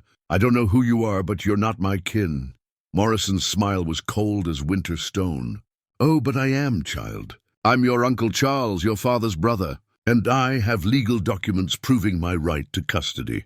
From the tree line above the cabin came a sound that made Faith's heart leap with hope, the distinctive whistle Garrett used when approaching friendly territory. He was still watching, still protecting them despite Cordelia's rejection. Your legal documents can go to hell, Cordelia replied, her voice carrying across the yard with deadly clarity. The girl stays here. I'm afraid that's not your decision to make, Morrison said, gesturing to Deputy Pike. The territorial court has granted me emergency custody based on reports of irregularities in her current placement. Pike urged his horse forward reluctantly, a rolled document in his shaking hands. Mrs. Blackthorne, I got orders to transfer custody of the minor child to her legal guardian. I don't like it any more than you do, but his words were cut off by the crack of a rifle from the mountainside above them. The shot wasn't aimed at anyone, it was a warning, a declaration that the cabin was under the protection of someone with excellent marksmanship and military training. Gentlemen, Garrett's voice carried down from the rocks with the authority of a man who had finally remembered what it meant to wear a badge. "I suggest you reconsider your approach to this situation." Morrison's face darkened with genuine anger. "Redwood, I wondered when you'd crawl out of whatever hole you've been hiding in." "Not hiding anymore," Garrett replied, though he remained invisible among the rocky outcroppings. "Just took me a while to remember what I swore to protect when I pinned on this badge." Faith felt tears of relief burning her eyes. Whatever had passed between Garrett and Cordelia, whatever pain his confession had caused, he was still here, still watching over them when it mattered most. "You have no authority here," Morrison called out. "You're not even a lawman anymore." Funny thing about that, Garrett's voice carried a note of grim satisfaction. "Seems a man can reclaim his badge when he's finally ready to do the job properly. And my job is protecting the people of this county from exactly the kind of corruption you represent." Morrison gestured to his men, who began spreading out to surround the cabin. The movement was subtle but unmistakable. They were preparing for violence. "Mrs. Cordelia," Faith whispered urgently, "whatever you think about Mr. Garrett, whatever he did or didn't do before, right now he's the only thing standing between us and those men." Cordelia's jaw was tight with internal conflict, but her grip on the rifle never wavered. "I know what he is," she said quietly. "The question is whether what he's become is enough to make up for what he was." From his position in the rocks, Garrett called down one more time. "Morrison, you've got 30 seconds to turn those horses around and ride back where you came from. After that, I stop being polite about defending my jurisdiction." Morrison's response was to draw his sidearm, a signal that brought weapons into the hands of all his men. "The only thing you're going to defend is your own cowardly hide. Just like you did 3 years ago." "You're right about 3 years ago," Garrett admitted, his voice carrying clearly in the thin mountain air. "I was a coward then. But a man can learn from his mistakes if he's got good enough teachers." Faith moved to the window, where she could see the rocky outcropping where Garrett had taken position. For just a moment, sunlight glinted off something metallic pinned to his shirt. The sheriff's badge, worn openly for the first time in 3 years. "Mrs. Cordelia," Faith said softly, "he's not the same man who failed your husband. Look at him up there. He's exactly the man Mr. Daniel would have wanted protecting us." Cordelia's eyes followed. Faith's gaze to the mountainside where their guardian waited with the patience of a predator and the resolve of a man who had finally found his courage. The rifle in her hands seemed to pulse with possibility, not the violence of revenge, but the protection of everything worth saving. "All right," she said quietly, her voice carrying a mixture of forgiveness and determination. "All right, Sheriff Redwood. Let's finish what Daniel started." The battle lines were drawn, the pieces in position. Above them, a man who had spent 3 years learning to be brave, prepared to prove that redemption was possible. Below, a woman and child who had become his family, prepared to stand with him against the forces that had destroyed too many lives already. The Winchester rifle was loaded and ready, but more importantly, 3 hearts that had been broken by the past were finally prepared to fight for their future. The forged documents were Morrison's fatal mistake, though he wouldn't realize it until Garrett's sharp eyes caught the telltale inconsistencies that marked them as fraudulent. The custody papers bore official seals, proper signatures, and all the legal language necessary to fool a cursory inspection. But they also bore the birth date of Anna Catherine Morrison as October 15, 1860, exactly 2 years older than Faith actually was. "Your paperwork's impressive, Morrison," Garrett called down from his rocky fortress. "But you might want to invest in better forgers next time. The girl's birth date is wrong." Morrison's confident expression flickered with the first sign of uncertainty. "What are you talking about?" Faith stepped closer to the window, her heart pounding with sudden understanding. "He doesn't know me at all," she called out. "A real uncle would know when his niece was born. Birth records can be inconsistent on the frontier," Morrison replied. But his voice had lost some of its assured authority. "Maybe," Garrett agreed, "but a real Morrison would know about the scar on her left shoulder from when she fell out of the apple tree when she was 6. He'd know she was born during the blizzard of '62, not in the mild October you've got written down there. Faith's eyes widened in amazement. These were details even she had forgotten, memories from her earliest childhood that only true family would possess. Somehow, in his weeks of watching and questioning, Garrett had gathered intelligence about her real history. Morrison's face was darkening with frustrated rage. Enough of this charade. Pike, execute the custody order now, or I'll have your badge. Deputy Pike looked between Morrison's threatening glare and the rifle muzzle pointed down at them from the mountainside, clearly calculating his chances of survival versus advancement. His horse danced nervously beneath him, sensing the tension that was building toward inevitable violence. I don't think I can do that. Mr. Morrison, Pike said finally, his voice shaking but his resolve unexpectedly firm. If those documents are forged, and Sheriff Redwood seems mighty certain they are, then I'd be kidnapping that child, not rescuing her. Sheriff Redwood? Morrison laughed harshly. That coward turned in his badge 3 years ago. He's got no more authority than any other mountain hermit. From his position among the rocks, Garrett's voice carried with renewed confidence. Actually, territorial law's pretty clear on that point. A sheriff's commission doesn't expire just because a man takes leave of absence to deal with personal matters. Badge is still valid, jurisdiction is still active, and I'm still sworn to protect the citizens of this county. Faith felt a surge of pride watching Cordelia's face as she processed Garrett's words. The woman who had spent 3 years hating the sheriff's failure was beginning to see the man he was becoming. Not perfect, not without sin, but finally willing to do what was right, regardless of the cost. Morrison made a sharp gesture to his men, who began moving their horses into position for an assault on the cabin. The pretense of legal procedure was abandoned now.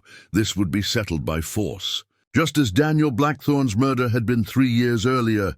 Mrs. Blackthorne, Morrison called out, you have one last chance to hand over the girl voluntarily. After that, I can't guarantee anyone's safety.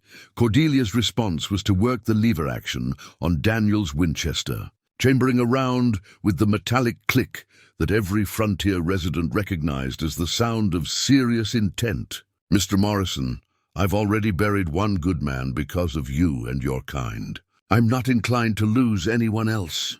You don't even know who you're protecting, Morrison snarled. That girl's parents were killed because they refused to sell their land to legitimate business interests. They chose to die rather than accept a fair offer. They chose to die rather than be cheated out of their birthright, Faith said, her voice carrying clearly across the yard. Just like Mr. Daniel chose to die rather than let bullies steal from his neighbors. Morrison's mask of civility finally slipped completely. Your parents were fools just like Blackthorne. They could have taken the money and started over somewhere else. Instead, they chose to be martyrs, and look where it got them. From the mountainside came another rifle shot, this one close enough to Morrison's horse to make the animal rear and dance sideways. Garrett was demonstrating both his marksmanship and his restraint. He could have killed Morrison easily, but he was still hoping to resolve the situation without unnecessary bloodshed. Morrison, Garrett's voice carried the cold authority of a lawman who had finally found his backbone. You just confessed to conspiracy in the murder of Faith's parents and Daniel Blackthorne. In front of witnesses. Even corrupted territorial courts are going to have trouble ignoring that kind of evidence. Faith saw the moment when Morrison realized he had said too much, revealed too much, committed himself to a course of action that could only end in violence. His face went through a series of expressions, surprise, rage, and finally the cold calculation of a man with nothing left to lose. Kill them all, he ordered his men. The girl dies with the rest. Make it look like a robbery gone wrong. The first shots came from Morrison's hired guns, poorly aimed and fired from horseback at extreme range. Cordelia answered with Daniel's Winchester, her shot carefully placed to disable rather than kill. One of the attackers cried out as his horse stumbled, throwing him hard to the ground. From the mountainside, Garrett's rifle spoke with the precision of professional military training. Another horse went down, pinning its rider. while a third gunman found his weapon knocked from his hands by a shot that could have just as easily taken his head. Faith pressed herself against the cabin wall, out of the line of fire, but able to see the battle unfolding outside. She watched Cordelia move with the competent efficiency of a frontier woman who had learned to shoot from her husband. Each shot calculated and purposeful. "They're trying to circle around," Faith called out. Spotting movement toward the barn, Cordelia shifted position to cover the new angle of attack, but the cabin's windows couldn't provide complete coverage of the surrounding area. They needed Garrett's elevated position to keep Morrison's men from overwhelming their defenses. Deputy Pike had dismounted and taken shelter behind a water trough, his own weapon drawn but not yet fired. He seemed to be wrestling with conflicting loyalties, duty to his badge versus fear of Morrison's political connections. "Pike," Garrett called down, "you're still a sworn officer of this territory. Time to decide which side of the law you're on." Pike's face was white with fear, but something in Garrett's voice, the authority of a senior lawman calling a subordinate to account, straightened his spine. He turned his weapon toward Morrison's remaining gunmen, adding his firepower to the cabin's defense. Morrison himself had taken cover behind a rocky outcropping, shouting orders and curses in equal measure. His careful plan was falling apart under the combined resistance of people who refused to be victims again. "This isn't over, Blackthorne," he screamed toward the cabin. "Even if you survive today, we'll be back. There are more of us than there are of you." "But there don't have to be," Garrett replied, his voice carrying a new note of authority. "Morrison, you're under arrest for conspiracy, attempted kidnapping, and accessory to murder. Surrender now, and maybe some of your men live to see trial." Morrison's laughter was the sound of a man whose sanity had finally snapped under pressure. "Arrest me? You couldn't arrest a drunk cowboy 3 years ago. What makes you think you can arrest me now?" 3 years ago, I was afraid of making the wrong choice," Garrett admitted, his voice carrying clearly in the mountain air. "Today, I'm more afraid of making no choice at all. The battle was reaching its climax, with Morrison's forces scattered and demoralized, but still dangerous in their desperation." Faith clutched her doll hope against her chest, whispering prayers to whatever powers might be listening, while Cordelia prepared for what looked like the final assault. But sometimes, Faith reflected, the most important victories weren't won with bullets and bloodshed. Sometimes they were won by the simple act of good people finally finding the courage to stand up and be counted. The wedding ring hung from its delicate chain around Cordelia's neck, a weight she had carried for 3 years like a millstone of grief. But as she watched Garrett descend from his mountain fortress to face Morrison in the open ground between cabin and rocks, she felt her fingers move to the clasp with deliberate intent. Some burdens were meant to be carried forever. Others needed to be released so that new love could take root. Morrison's remaining gunmen had lost their stomach for the fight when it became clear they were outmatched by superior tactics and desperate courage. 2 were wounded, 1 was trapped under his fallen horse, and the 4th had simply thrown down his weapon and raised his hands in surrender. Only Morrison himself remained defiant, his expensive suit torn and dirty, his political authority revealed as worthless in the face of honest law enforcement. "You think this changes anything?" Morrison snarled as Garrett approached with his rifle trained steadily on center mass. "You think one moment of belated courage erases 3 years of cowardice?" "No," Garrett replied calmly, "but it might prevent 3 more years of injustice. You're under arrest, Morrison, for conspiracy, attempted kidnapping, accessory to murder, and anything else I can think of before we reach town." Faith watched from the cabin doorway as Deputy Pike moved to assist with the prisoners. His earlier fear replaced by something approaching relief. Standing up to corruption had been easier than he'd expected. What had seemed like an insurmountable political force crumbled quickly when confronted by simple, honest resistance. "The girl comes with me," Morrison insisted, even as Garrett produced heavy iron shackles from his saddlebags. "Whatever games you're playing with forged custody documents, I have legitimate legal claims. Your legal claims died the moment you confessed to conspiracy in multiple murders," Garrett interrupted. securing the shackles around Morrison's wrists with practiced efficiency. Funny how a guilty conscience makes a man talk too much. Cordelia emerged from the cabin, Daniel's rifle still in her hands, but no longer needed as a weapon. Faith noticed how her free hand touched the chain around her neck, fingering the ring that had become both comfort and torment over the long years of widowhood. "Is it over?" Faith asked, though she could see the answer in the relaxed postures of the two lawmen and the defeat written clearly on Morrison's face. "This part's over," Garrett confirmed. "But there'll be trials, investigations, probably more men like Morrison who'll need to be dealt with. The corruption Daniel died fighting, that's going to take time to root out completely. But you'll do it," Cordelia said. And it wasn't a question. "You'll finish what he started." Garrett met her eyes across the space that had separated them since his confession. "If you'll let me. If you can find it in your heart to trust a man who failed so completely when it mattered most." Faith held her breath, sensing that this moment would determine not just their immediate future, but the shape of all their tomorrows. Cordelia's hand moved again to the chain around her neck, and for a long moment the only sounds were the moaning of wounded men and the whisper of wind through the mountain pines. Daniel always said that a man shouldn't be judged by his worst moment, Cordelia said finally, her voice soft but carrying clearly in the mountain air. He believed people could change, could grow beyond their failures. "I lost faith in that after he died, but..." She looked at Faith, then back at Garrett. "But watching you two together, seeing how you've cared for each other and for me, I'm starting to remember that he was right." With deliberate movements, Cordelia reached behind her neck and unclasped the chain that held Daniel's ring. The small circle of gold caught the late afternoon sunlight as she held it up, 3 years of accumulated grief and bitterness reflected in its worn surface. "I'm not ready to marry again," she said quietly.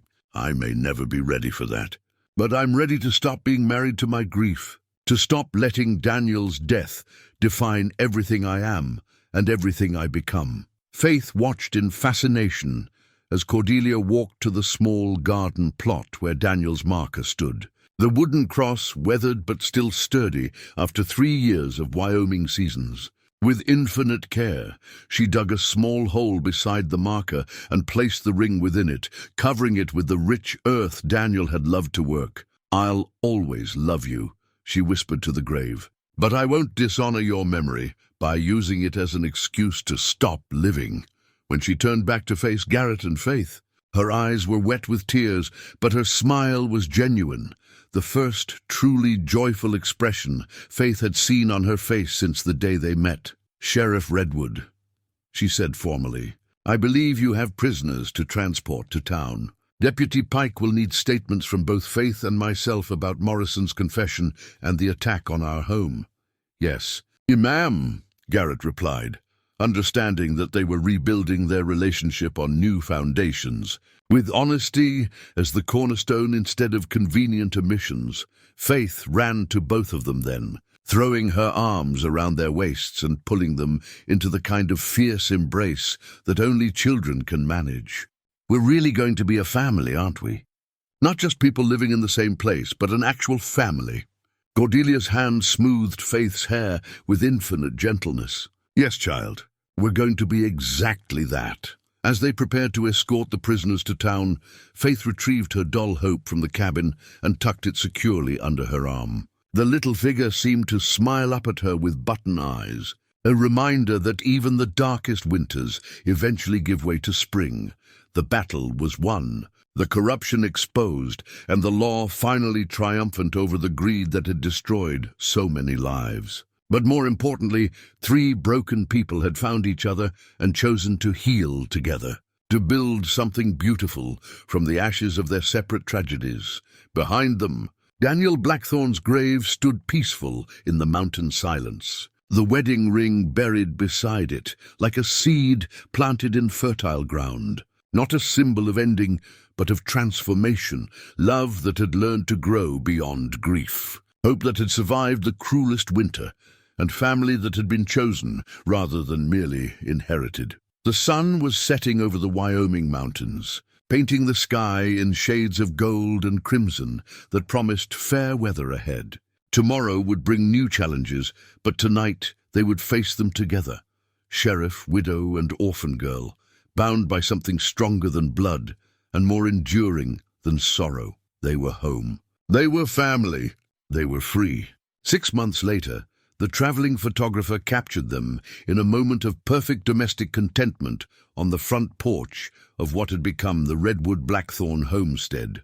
Faith sat between Garrett and Cordelia, her doll Hope cradled in her lap, while behind them the newly planted apple orchard showed the first tender green of Daniel's long-delayed dream finally taking root. The formal family portrait would hang in their front room for decades to come, a testament to the healing power of chosen love and second chances. But it was the informal moments surrounding that photograph that truly told the story of their transformation. "Hold still, Faith," Cordelia chided gently as the girl fidgeted in her new dress, the first clothing that had been made specifically for her rather than handed down from someone else. "Mr. Henderson needs us to be perfectly motionless for at least 30 seconds. That's forever," Faith complained, though she was smiling.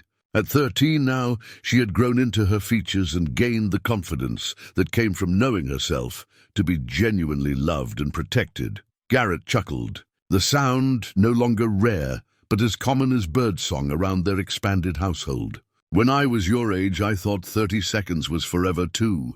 Now I'd give anything to make some moments last that long." The photographer, a dignified gentleman from Denver who made the circuit of frontier towns twice yearly, adjusted his equipment with the patience of a man accustomed to restless subjects. "Perhaps, if the young lady could think of something particularly pleasant," he suggested diplomatically. Faith's smile grew genuine as she considered the abundance of pleasant thoughts available to her. The morning lessons with Cordelia, who had proven to be a gifted teacher once her natural kindness was freed from the prison of grief. The afternoon adventures with Garrett, who was teaching her to read tracks, identify edible plants, and understand the complex rhythms of mountain weather. The evening hours when all three of them would sit by the fire, sharing stories and planning for the future they were building together. "There," the photographer said with satisfaction. "That expression is perfect. Hold it just a moment longer." The camera's shutter clicked, preserving forever the image of a family that had been forged in hardship and tempered by mutual devotion. When the formal portrait was complete, Henderson began packing his equipment while the family relaxed into more natural positions. "Will you stay for dinner, Mr. Henderson?" Cordelia asked, already calculating portions in her head. Their table had grown accustomed to unexpected guests over the months since Garrett's return to law enforcement had made their home a gathering place for honest folks seeking justice and community. "Most gracious of you, ma'am, but I'm expected in Laramie tomorrow." Henderson paused in his packing to study the domestic scene with professional interest. "Might I ask, this is quite unusual, isn't it? A sheriff, a widow, and an adopted daughter. Unusual times call for unusual families," Garrett replied easily. He wore his badge openly now, polished to mirror brightness and worn with the quiet pride of a man who had earned the right to display it. Faith giggled at the photographer's puzzled expression. "Mr. Henderson, you should see the really unusual part. Mrs. Cordelia's teaching me to shoot, and Sheriff Garrett's learning to cook. By next year, I'll be able to outshoot half the men in town, and he might actually manage edible biscuits." "My biscuits are perfectly edible," Garrett protested with mock indignation. "They're just challenging. Like everything else worthwhile," Cordelia added, a hand coming to rest on Garrett's shoulder in a gesture that had become natural over the months of their careful courtship. Henderson finished his packing and mounted his horse, but curiosity compelled him to ask one more question. "How does it work exactly? The legal arrangements, I mean." "Faith is my ward through kinship and moral necessity," Garrett explained. "Mrs. Blackthorne provides education and domestic training. I provide protection and law enforcement services for the community. It's all perfectly legal and remarkably effective. And do you intend—" Henderson gestured vaguely between Garrett and Cordelia. clearly fishing for information about their romantic intentions. Faith answered, before either adult could speak. They're taking it slow and proper, just like frontier folks should. But yes, there'll probably be a wedding come spring. Mrs. Cordelia says a woman shouldn't make important decisions while she's still learning to be happy again. Cordelia blushed prettily, while Garrett's grin was wide enough to split his weathered face.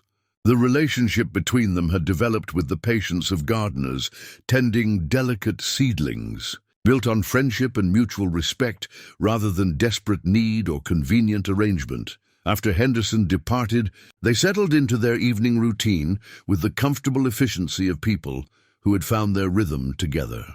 Faith helped Cordelia prepare dinner, while Garrett tended to the horses and checked the security of their expanded property. The Blackthorne homestead had grown considerably, with additional outbuildings, improved fencing, and the apple orchard that represented their commitment to permanence and growth. "Faith," Cordelia said, as they worked side by side in the kitchen, "Mr. Patterson from the schoolhouse stopped by yesterday while you were in town with Garrett. He says you're ready for advanced mathematics and literature if you're interested." "Am I?" Faith asked, considering the possibility of formal education beyond what Cordelia had provided. "You're ready for whatever you want to pursue. Your mind's sharp enough to take you anywhere you choose to go." Cordelia's voice carried the pride of a mother whose daughter was approaching the threshold of adult possibilities. Faith paused in her vegetable chopping to consider this. "What if what I want is to stay here, to learn everything you and Sheriff Garrett can teach me, and then maybe become a teacher myself? The territory needs people who understand how to help children who've been hurt." Cordelia's eyes grew bright with unshed tears. "Then that's exactly what you should do, though I suspect you'd be an exceptional teacher, considering everything you've already taught us about healing and forgiveness." When Garrett returned from his evening chores, he found them discussing Faith's future with the serious attention such decisions deserved. At 16, she would need to make choices about marriage, career, and her place in the world. But tonight, she was still young enough to curl up between her chosen parents for story time. Her doll Hope nearby and her wooden cross now displayed proudly on her bedroom dresser, catching the lamplight like a blessing. "What story tonight?" Garrett asked, settling into Daniel's old chair that he now occupied by right rather than presumption. "Tell about the sheriff who learned to be brave," Faith requested, though she had heard variations of this story dozens of times. "Or the widow who remembered how to love," Cordelia added, taking her place on the settee, where she could see both her daughter and the man who had become so much more than either protector or housemate. "Or the little girl who taught them both what family really means," Garrett concluded, beginning the familiar tale that never grew old because it was their story, their truth, their chosen mythology. Outside, the Wyoming wind sang through the mountains with the voice of changing seasons and endless possibility. Inside, three people who had found each other against all odds sat together in the lamplight, surrounded by the tangible proof of their shared commitment: Faith's schoolbooks, Cordelia's sewing, Garrett's carefully maintained weapons and badge. The formal portrait would preserve their image for posterity, but the real picture of their family was painted in moments like this, ordinary, evening hours made extraordinary, by the presence of people who had chosen to love each other despite every reason to remain isolated in their separate griefs. They were home. They were family. They were living proof that sometimes the most beautiful endings grow from the most broken beginnings, and that love, real love, could indeed conquer all if given enough time, patience, and courage to bloom.